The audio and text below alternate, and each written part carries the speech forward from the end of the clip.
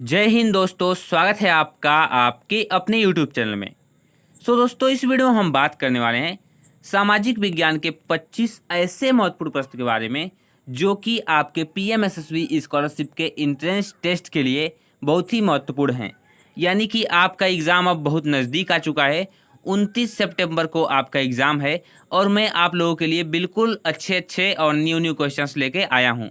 तो चलिए शुरू करते हैं। देखिए, पहला क्वेश्चन है कि साइमन कमीशन भारत कब पहुंचा। और ये क्वेश्चन बहुत हाईलाइट क्वेश्चन है, इसको मैंने एक बार और करा चुका है। तो आप कमेंट करके बताएंगे कि जो साइमन कमीशन है वो भारत क्या वर्ष 1923 में पहुंचा था, कि वर्ष 1928 में, या फिर वर्ष 1929 में, या फिर वर्ष 1930 में। तो मैं आपको बता दूं कि जो साइमन कमीशन था वो भारत कब पहुंचा था, तो वर्ष 1928 में। यानी कि जो साइमन कमीशन था वो वर्ष 1928 में भारत में पहुंचा था। और उसका स्वागत कैसे किया गया था, तो साइमन कमीशन गो बैक के नारों से इसका स्वागत किया गया था। नेक्स्ट क्वेश्चन है कि साइमन कमीशन का विरोध करते हुए निम्नलिखित में से कौन पुलिस की लाठियों के प्रहार से शहीद हो गया। यानी साइमन कमीशन का जब विरोध हो रहा था उस समय कोई ऐसा व्यक्ति था जो पुलिस की लाठियों से शहीद हो गया था। क्या वो मोतीलाल नेहरू थे, कि लाला लाजपत राय, या फिर गोपाल कृष्ण गोखले, या फिर देशबंधु चित्तरंजन दास? कौन था जो कि पुलिस की लाठियों के प्रहार से शहीद हो गए? यानी वे कौन थे? तो जो लाला लाजपत राय हैं वे थे। लाला लाजपत राय पुलिस के डंडों के द्वारा क्या हुए, शहीद हो गए। ओके, नेक्स्ट क्वेश्चन है आपके सामने कि सविनय अवज्ञा आंदोलन कब चलाया गया था। जो सविनय अवज्ञा आंदोलन है वो क्या वर्ष 1920 में चलाया गया था, कि वर्ष 1927 में, कि वर्ष 1930 में, या फिर वर्ष 1935 में? तो मैं आपको बता दूं कि जो वर्ष 1930 है आपका बिल्कुल राइट ऑप्शन है, क्योंकि वर्ष 1930 में सविनय अवज्ञा आंदोलन को चलाया गया था। नेक्स्ट क्वेश्चन है कि असहयोग आंदोलन का नेतृत्व किसने किया। जो असहयोग आंदोलन है आपका उसका नेतृत्व किसने किया था? क्या जवाहरलाल नेहरू ने किया था, कि मोतीलाल नेहरू ने, कि लोकमान्य तिलक ने, कि महात्मा गांधी ने? असहयोग आंदोलन का नेतृत्व किसने किया था, आप लोग कमेंट करके बताएंगे कि असहयोग आंदोलन का नेतृत्व किसने किया था। तो आपको पता होगा कि जो हमारे बापू जी थे, यानी जो महात्मा गांधी जी थे, उन्होंने असहयोग आंदोलन का क्या किया था, नेतृत्व किया था। यानी चौथा वाला ऑप्शन क्या इसमें बिल्कुल राइट ऑप्शन है। नेक्स्ट क्वेश्चन है कि फ्रांस में गणतंत्र की घोषणा कब हुई थी। क्या 1815 ईस्वी में फ्रांस की गणतंत्र की घोषणा हुई, कि 1830 में, कि 1848 में, या फिर 1847 में? तो फ्रांस में गणतंत्र की घोषणा कब हुई थी, तो 1815 में। 1815 में क्या हुई थी, गणतंत्र की घोषणा हुई थी। ओके, चलिए नेक्स्ट क्वेश्चन देखते हैं। नेक्स्ट क्वेश्चन है कि वह स्थान जहां आर्य समाज एवं प्रार्थना समाज की स्थापना हुई थी। यानी कि वो कौन सा स्थान था जहां आर्य समाज एवं प्रार्थना समाज की स्थापना हुई थी? क्या इलाहाबाद में, कि मुंबई में, कि अमृतसर में, या फिर कोलकाता में? तो जो मुंबई है वो राइट ऑप्शन है, क्योंकि मुंबई में आर्य समाज एवं प्रार्थना समाज की क्या हुई थी, स्थापना हुई थी।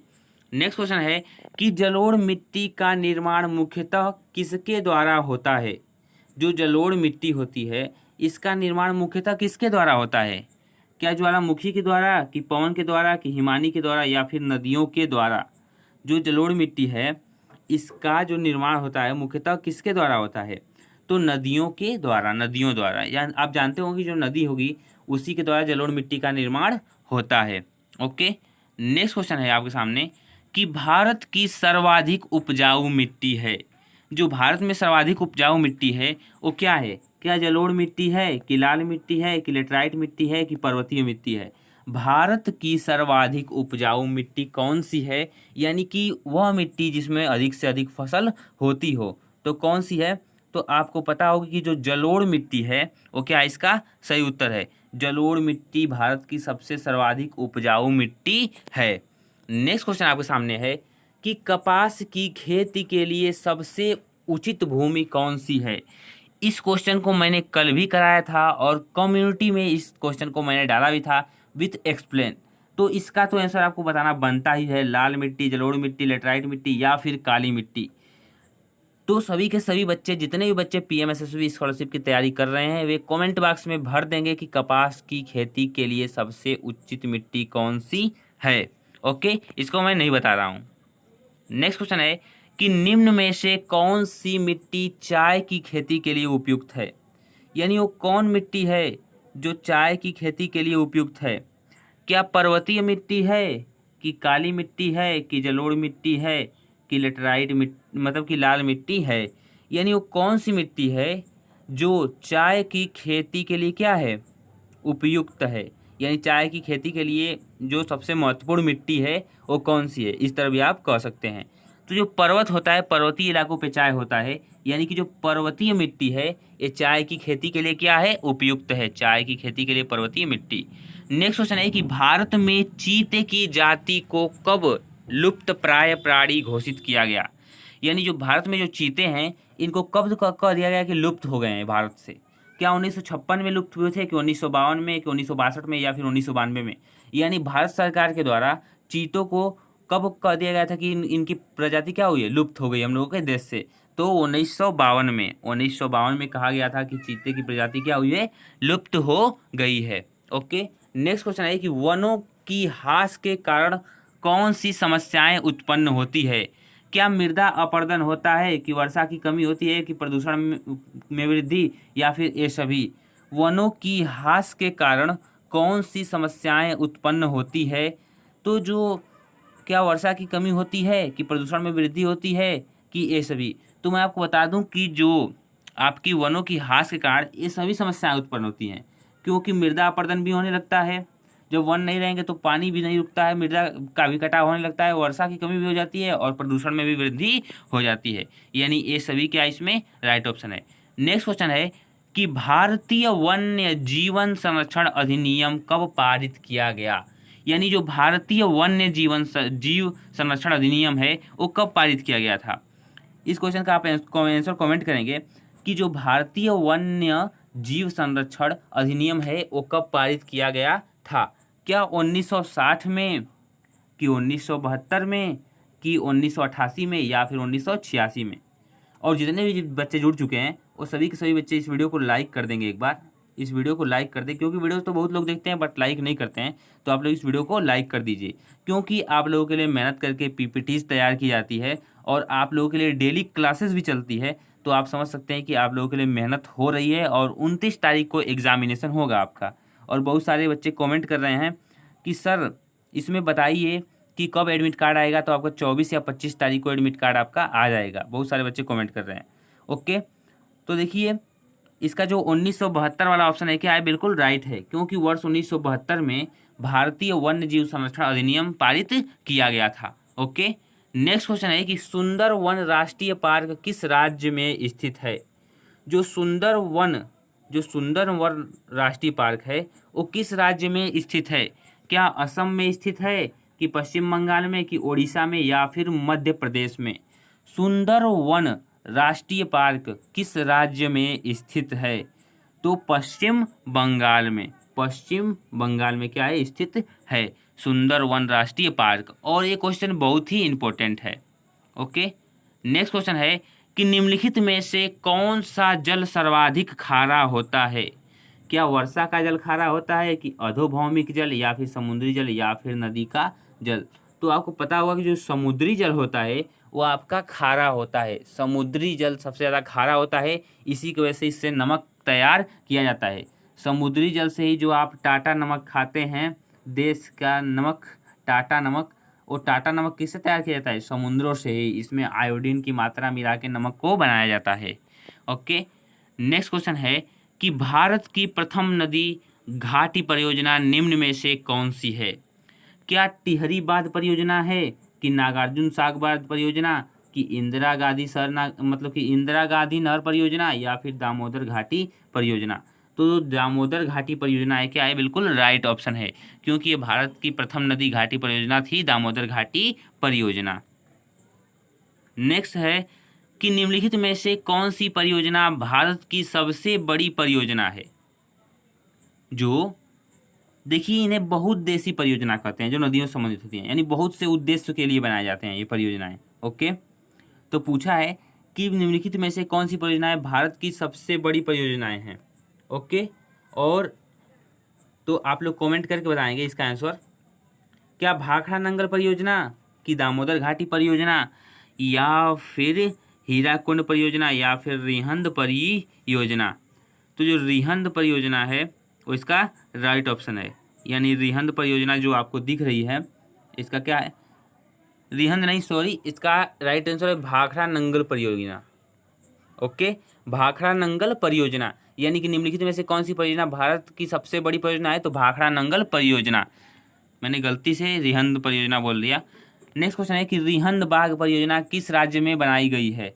रिहंद बांध परियोजना किस राज्य में बनाई गई है, तो इसके पहले था तो इसीलिए दिमाग पे ही चढ़ गया। ओके, क्या पंजाब में, कि आंध्र प्रदेश में, बिहार में या फिर उत्तर प्रदेश में, तो यूपी में भैया है, रिहंद बांध परियोजना यूपी में है।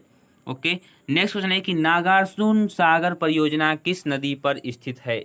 जो नागार्जुन सागर परियोजना है वो किस नदी पर स्थित है, क्या सतलज नदी पर, कि महानदी पर, या फिर रिहंद नदी पर, या फिर कृष्णा नदी पर।